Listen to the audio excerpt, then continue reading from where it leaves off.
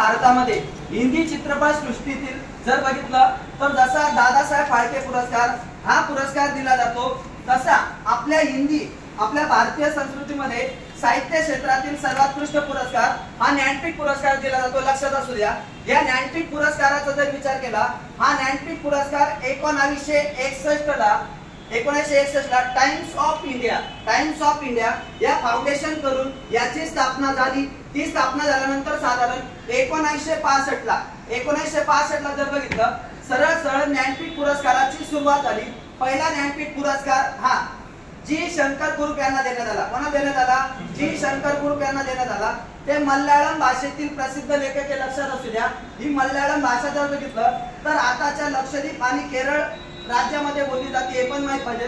त्यांची ओडोक्युझल नावाची एक प्रसिद्ध कादंबरी होतं, त्याचा अर्थ मराठी भाषेमध्ये बासरी असा होतो। काय होतो?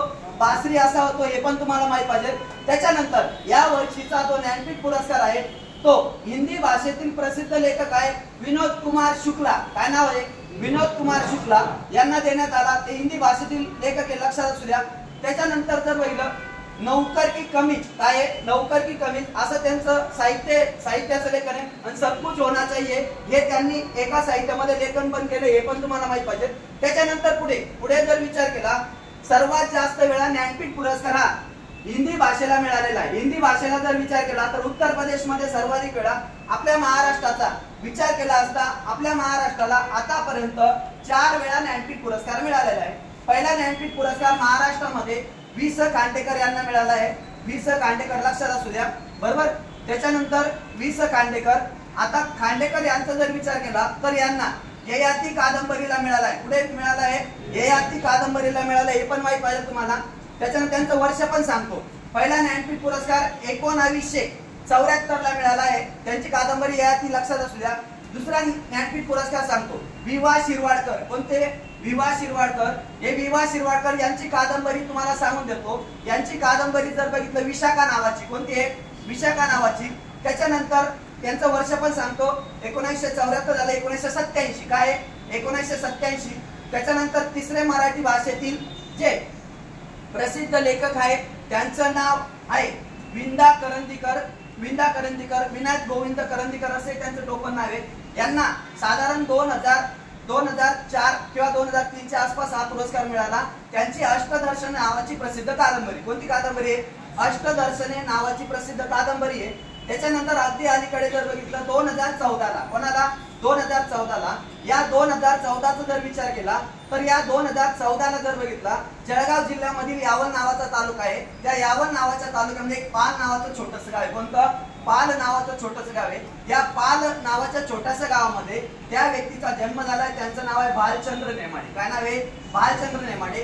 हे भालचंद्र नेमाडे यांना हा पुरस्कार कोसला कादंबरीसाठी मिळाला आहे। कोणत्या?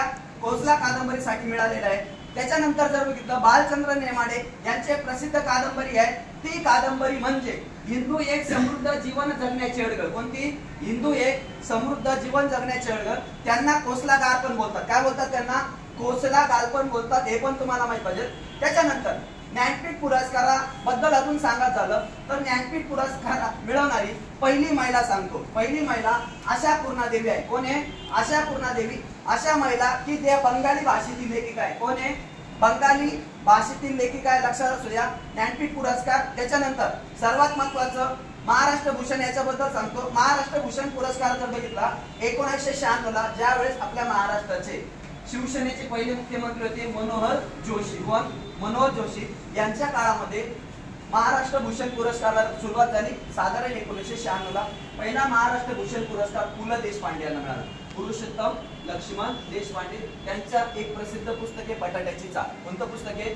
बटाट्याची चाळ। हे पुस्तक तुम्हाला माहित पाहिजे, पु ल देशपांडे यांचं। त्याच्यानंतर महाराष्ट्र भूषण पुरस्कार सचिन तेंडुलकरला मिळाला आहे, अनिल काकोडकर यांना मिळाला आहे, जयंत नारळीकर आता वारले बघा नुकतेच, खगोलशास्त्रज्ञ, 4 नगरातील माझे विश्व त्यांचे पुस्तक पण आहे, बरोबर, त्यांना मिळाला। अगदी अलीकडे सांगतो 2025 चा महाराष्ट्र भूषण पुरस्काराची घोषणा झालेली।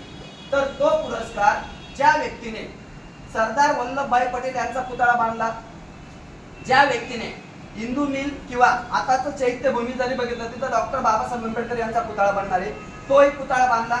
त्याच्यानंतर आपल्या अरबी समुद्रामध्ये शिवाजी महाराजांचा पुतळा होणार आहे, त्या पुतळ्याचं मी बांधकाम तेच व्यक्ती करणार आहे, ती व्यक्ती धुळ्याची. कुठली? धुळ्याची. त्या व्यक्तीला 2025चा महाराष्ट्र भूषण पुरस्काराची घोषणा झालेली आहे. त्या व्यक्तीचं नाव आहे राम सुतार. काय नाव आहे? राम सुतार. हे पण माहित पाहिजे तुम्हाला, म्हणजे हा प्रश्न पोलीस भरतीला येणार म्हणजे येणार. या वर्षीचा महाराष्ट्र भूषण कोणाला मिळाला? उत्तर काय करायचं? राम सुतार. याच्या पूर्वीचा अशोक सराफ यांना मिळाला. कोणाला मिळालाय? अशोक सराफ यांना मिळाला. त्याच्या पूर्वीचा जर विचार केला, तर त्याच्यापूर्वी जर बघितलं तर आपले धर्माधिकारी बघा, मला नाव अविनाश अप्पासाहेब धर्माधिकारी, अप्पासाहेब धर्माधिकारी, रेवदंडा रायगड मध्ये बघा, बरोबर. अप्पासाहेब धर्माधिकारी यांना मिळाला. या सर्व गोष्टी तुम्हाला माहित पाहिजे. महाराष्ट्र भूषण पुरस्कार विजेत्याला 25 लाख रुपये दिले जातात. किती लाख दिले जातात? 25 लाख. महाराष्ट्रातील तो सर्वोच्च पुरस्कार हे पण तुम्हाला माहित पाहिजे. आता मी